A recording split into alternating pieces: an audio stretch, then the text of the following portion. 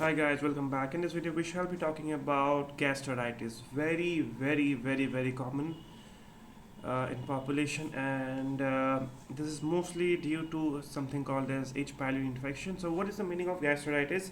Most of the time, it's most likely that you have experienced gastritis in some point of your lifetime. Okay, so gastritis means you'll be having discomfort in your stomach. Okay, when you don't want to eat food, you feel your stomach is full of food, you feel you are having gas in your stomach. Okay, you might also have pain, and the pain will be around the center of the pain, which is called as epigastric pain. Okay, and also you will be, if you are taking alcohol, you're taking NSAIDs, you're taking painkillers, right? You're taking a lot of stress. At that time, you will be having gastritis. The symptoms is relatively very easy to diagnose that you're having gastritis. Well, obviously, to make sure it's 100% gastritis, we'll do an endoscopy, and we might take a small tissue and just place it on the slide in order to find out is it H. pylori is present or not, because around 70 to 90% cases of peptic ulcer or gastritis, you are most likely going to see H. pylori infection, right? So how do you get the H. pylori infection is because of not washing your hands. Okay, not washing your hands, dirty water, dirty food. This is how you get H. pylori infection, right? So what is the basic treatment of gastritis? Please try to understand. If I develop gastritis today, I'm very likely to develop gastritis again after some time, maybe after a few weeks, few months to few years. I might be having, because I'm more susceptible to develop the gastritis in the first place, right? So the main treatment of gastritis treatment is yourself, you yourself, right? What do I mean by this is that you should know how to eat. People, whenever I sit we sit in the OPD with my senior doctors, the respected sir, who are DM gastroenterologist, the first thing they say is 70 to 80% is your own work, is your own diet is going to help you. What is a diet? Don't take alcohol, do not take a lot of spicy foods, lot of spicy, okay? Do not take a lot of oily stuff, do not take unnecessary painkillers, do not take the herbal medication. This is very important. And after you eat your food, right, do not eat everything in one shot. You're supposed to eat in smaller meals. Don't fill your stomach 100%, just keep it like around 70%. 60 to 70% is much better, right? So don't completely occupy your stomach, very important, right?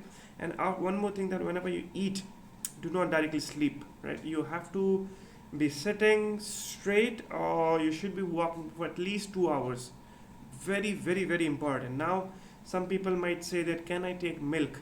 Very important. Please see, our body is not designed to take milk once we pass the breastfeeding age, right? So if you want to take milk, convert that milk into curd. Very important. Some people might be having difficulty in digesting milk, so don't take milk, you have to switch to curd.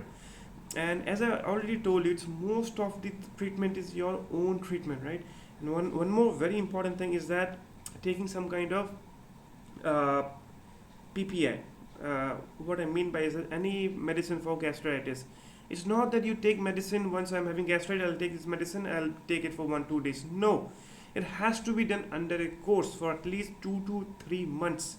Of this PPI has to be taken. Maybe it's pantoprazole, maybe esomeprazole, rabiprazole, anything, any kind of medicine is having prazole in that. Okay, the ending part. So PPI is very important.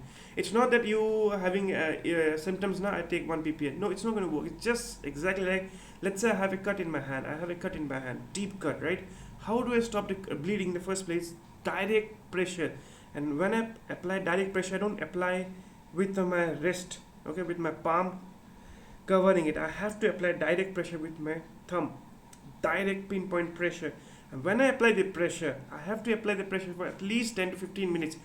You do not want to see did the bleeding stop or not. You have to apply for continuous 15 minutes, and no removing your finger just to check. If you do it, the entire process again has to be repeated. If I remove it at 5 minutes, I see, okay, the blood is coming out. Again, the entire process of clotting has been damaged. Same thing happens with if you're taking kind of taking medication for gastritis, right? You cannot take it for 2 3 days just to reduce symptoms. You have to give adequate time for your body in order to heal. So it is around 2 to 3 months. Please do not take this medication by self-medicate. Please go to your doctor. They will give you the proper medication, right? And another thing that you can actually do is to stop smoking. Smoking is one of the very aggressive thing for your every part of your body. Very very aggressive. Smoking, betel nut, very dangerous. Betel nut, all this pan masala, betel nut, uh, mouth fresheners, all these things has to be stopped, right? And do not eat a huge amount of meat in one shot. Eat in a smaller frequency, small quantity, and more in frequency. Okay. Do not sleep immediately after taking your food. Very important. Take good amount of water. Do not take a lot of spicy food, a lot of junk food, a lot of food that is fried in oil. And obviously, please try to understand, if I'm having no issues right now, no issue of gastritis, no issue of peptic ulcer, nothing, will I have any issues if I'm taking spicy food? I will not have it. But if I have issues, that is going to aggravate it. Okay, so if that is the case, if you're taking spicy food in empty stomach, will it give you something? No, it is not going to give you, because nowhere it is mentioned that is going to give you something. Okay.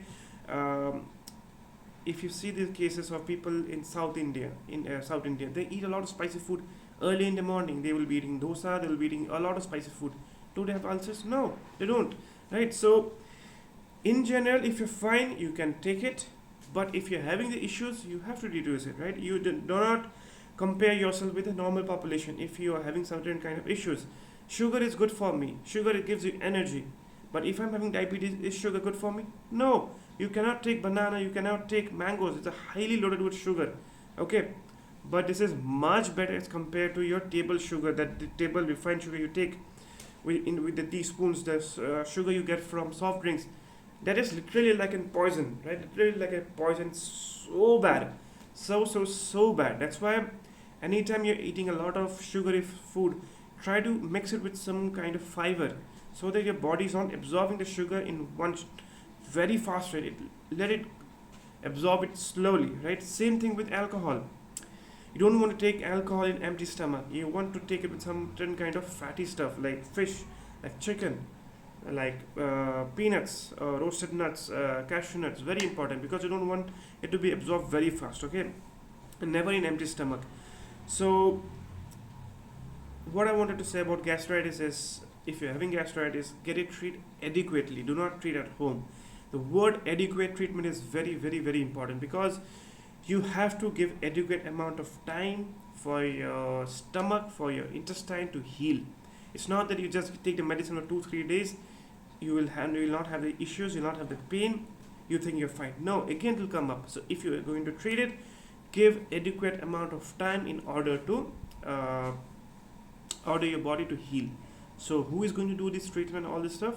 Go to your doctor, and they will give you this kind of advice. And obviously, when they give you advice, follow to it.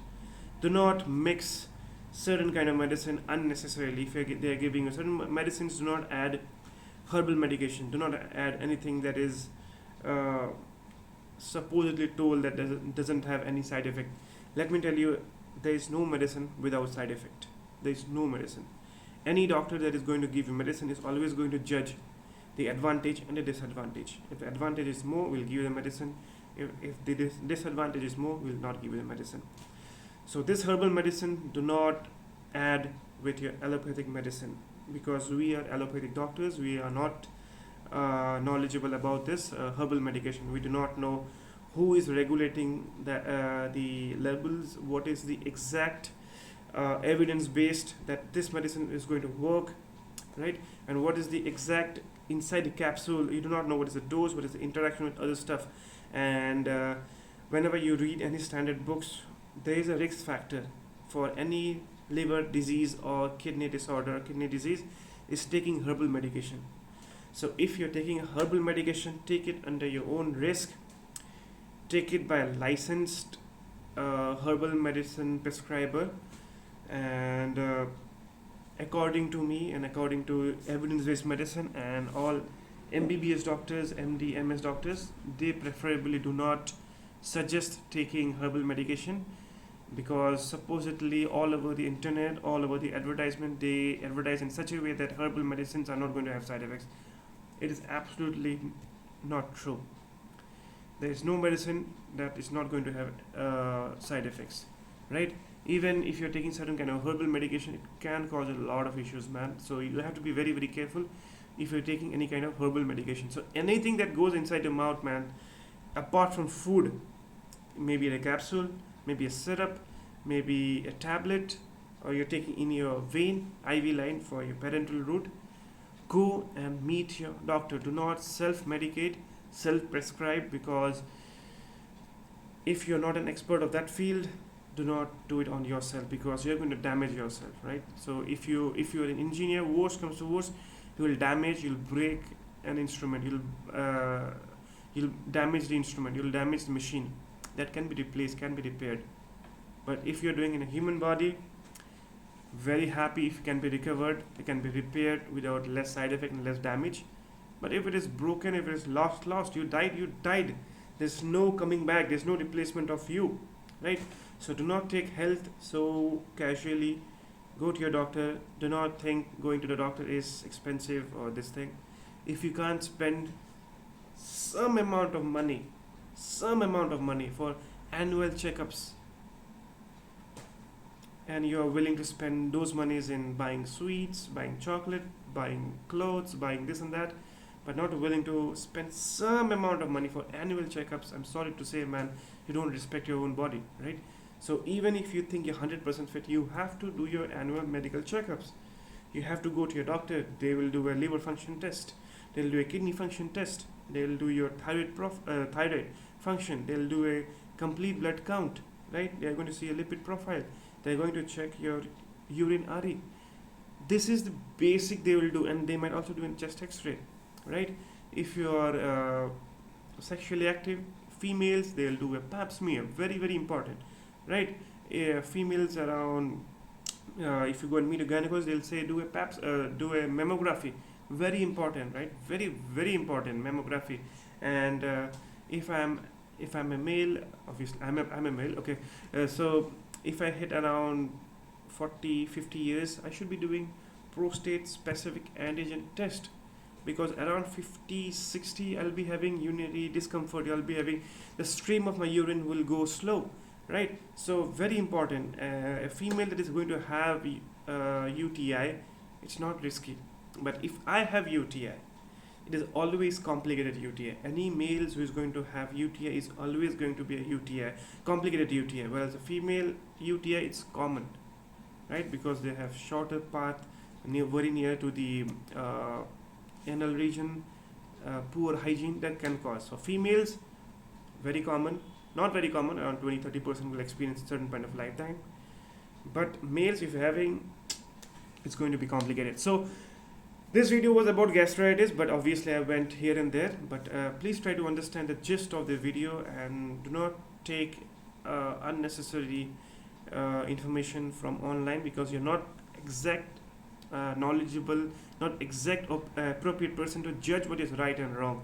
Go to your doctor and then take the advice. If you're not satisfied, change your doctor. If you're not satisfied, change your doctor, right? But once you are satisfied with that doctor, trust him. Okay, it's not that I take this medicine from this doctor, again next day I go and do this, because everyone has a certain plan to treat. If you keep on switching your doctors, it's not going to work. So find your doctors that you're comfortable, trust him, okay?